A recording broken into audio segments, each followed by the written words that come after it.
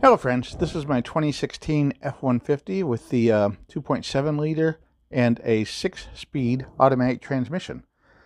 When I first test drove it, I noticed a little bit of a rumble in it occasionally when it shifted gears, and it's gotten worse over the last year. Usually right near the shift points, but sometimes as you're just driving along at a certain speed, it'll be a rumbling noise from underneath, kind of similar to when you hit a rumble strip or the edging of the road. And I believe it's in the transmission, quite possibly the torque converter lockup, and I've had luck in the past by changing out some of the transmission fluid. Not a full flush, just draining out whatever in a pan and then refilling it. We're going to give that a try today.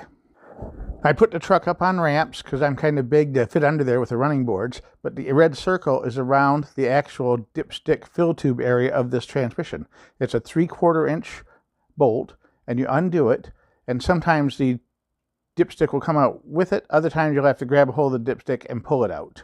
And there's the area where it's supposed to be full, marked on the stick. Remember to go underneath the car from the passenger side, and it'll make it a lot easier for you. We've already undid the 3/4 inch bolt and pulled the dipstick out, and there's the hole. And we've got a little hand pump that we've got from Harbor Freight, but you can get them at Walmart or Amazon, anywhere you want. We're going to stick the little tube of the pump down through that hole as far as we can into the pan and pump out as much fluid as we can. And usually it's going to be 3 to 4 quarts. They say 4 quarts if you pull the whole pan off, but in this case, since the truck's up on an angle, I was only get out about 3.5 quarts. And once we get an empty jug, we're going to put one end of the pump into the empty jug, the other end up into the transmission, and start squeezing. We ended up removing just over 3 quarts of fluid. We're going to take the cap and the dipstick and wipe them both off now, and we're going to use the pump in the opposite direction to pump in the same amount of oil that we took out. And then once we get the same amount in, we'll check on the dipstick to make sure it's full. Wipe off the dipstick and the top cap and the surface area around the pan hole. Put the dipstick in first, and then put the cap nut over the top and tighten it down with a 3/4 inch wrench, and we're good to go.